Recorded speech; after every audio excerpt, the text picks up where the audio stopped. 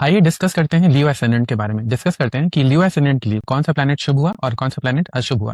तो जो लियो एसेंडेंट है उसमें जो लगन लॉर्ड है वो सूर्य हुए, सन हुआ, तो सन यहाँ पे हमेशा बेनिफिक होगा, बेनिफिक रिजल्ट दशा और अंतर दशा में देगा।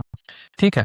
जो अगर आप नाइन्थ हाउस की बात, अगर फिफ्थ हाउस की बात करें तो फिफ्थ हाउस में सजिटेरियस राशि पड़ती है। ठीक है। लेकिन जुपिटर की जो दूसरी राशि है वो एट्थ हाउस में पड़ रही है, पाइसेस राशि। तो जुपिटर कैसा प्लैनेट होगा यहाँ पे? जैसे मैंने बताया था कि अगर कोई प्लैनेट के पास त्रिकोण हाउस की लॉर्डशिप हुई तो वो शुभ हो जाएगा, तो जुपिटर यहाँ पे शुभ प्लैनेट हुआ। बट क्योंकि जुपिटर एट्थ हाउस की भी लॉर्डशिप है, के पास एट्थ हाउस की भी लॉर्डशिप है, इसलिए Jupiter being fifth Lord it is benefit. लेकिन इसमें एक ब्लेमिश लग जा रहा है। ब्लेमिश का मतलब एक दाग लग जा रहा है। ठीक है। तो मे भी हो सकता है ये 1880 to 90% ये फिफ्थ हाउस के रिजल्ट देगा, पॉजिटिव रिजल्ट देगा। बट क्योंकि एट्थ हाउस की भी लॉर्डशिप रखता है तो इसलिए थोड़ा निगेटिव रिजल्ट भी देगा अपनी दशा अंतर दशा में। अब आते हैं नाइन्थ हाउस पे। नाइन्थ हाउस में कौन सी राशि बन रही है? नाइन्थ हाउस में एरीज राशि बनती है। ठीक है। एरीज राशि का स्वामी कौन हुआ? मार्स हुआ। तो मार्स यहाँ पे क्योंकि वो नाइन्थ लॉर्ड है वो बेनिफिक है। अब मार्स की दूसरी राशि कहाँ पड़ रही है? मार्स की दूसरी राशि स्कॉर्पियो पड़ती है फोर्थ हाउस में। ठीक है। तो मार्स फोर्थ हाउस का ओनर होने के कारण न्यूट्रल होना चाहिए, करेक्ट। इसलिए बट क्योंकि मार्स की दूसरी राशि जो है वो नाइन्थ हाउस में पड़ रही है, इसलिए मार्स जो यहाँ पे त्रिकोण हाउस के लॉर्डशिप के कारण शुभ हो जाता है।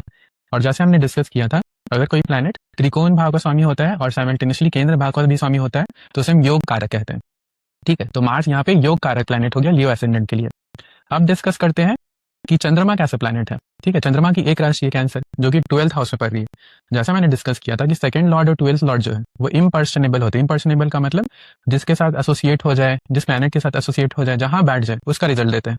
ठीक है। या अगर उनकी दो राशि है तो दूसरी जो राशि जहां पड़ती है उसका रिजल्ट देते हैं। यहाँ पे मून की एक राशि है, तो मून जो है यहाँ पे जिस प्लैनेट के साथ एसोसिएटेड हो जाएगा, जिस जिस प्लैनेट के साथ एसोसिएटेड हो जाएगा, जहां बैठ जाएगा उसका रिजल्ट देगा, ट्वेल्थ हाउस के रिजल्ट नहीं देगा। ठीक है। अब डिस्कस करते हैं विनस के बारे में। तो विनस कैसा यहाँ पे प्लैनेट हुआ? तो विनस की अगर राशि देखें तो विनस की एक राशि जो है थर्ड हाउस में पड़ रही है। ठीक है। और दूसरी राशि कहाँ पड़ेगी? सेकंड होगी ना, तो 5 4 3 2 11th हाउस में पड़ेगी, करेक्ट। नहीं, 10th हाउस में पड़ेगी। ठीक है। तो 10th हाउस में पड़ेगी, तो as a 10th lord Venus को न्यूट्रल होना चाहिए। ठीक है। बट अब हम उसकी दूसरी राशि को देखेंगे। दूसरी राशि कहाँ पर है? दूसरी राशि इसकी पड़ रही है थर्ड हाउस में, इसलिए विनस भी यहाँ मैलेफिक प्लैनेट हो गया, क्योंकि थर्ड लॉर्ड जो होता है वो हमेशा मैलेफिक होता है। सैटर्न का विचार करते हैं तो सैटर्न की एक राशि कहाँ पड़ रही है? ठीक है। सैटर्न की एक राशि जो है सिक्स्थ हाउस में पड़ रही है। ठीक है। और दूसरी राशि पड़ रही है सेवंथ हाउस में। ठीक है। तो as a seventh lord neutral होगा। बट क्योंकि ये सिक्स लॉर्ड भी है इसलिए सैटर्न भी यहाँ मैलेफिक प्लैनेट हो जाता है। ठीक है। अब बात करते हैं मरकरी की। तो मरकरी की एक राशि जो है वर्ग वो सेकंड हाउस में पड़ रही है। एक राशि जो जमीनी है वो जमीनी है जो 11th हाउस में पड़ रही है। तो जैसे मैंने डिस्कस किया था सेकंड लॉर्ड इम्पर्सनेबल होता है कि मरकरी की दूसरी राशि जो है 11th हाउस में पड़ रही है, इसलिए मरकरी भी यहाँ पे मैलेफिक प्लैनेट हो जाता है, बहुत मैलेफिक प्लैनेट हो जाता है। ठीक है। तो ये हो गया लियो एसेंडेंट के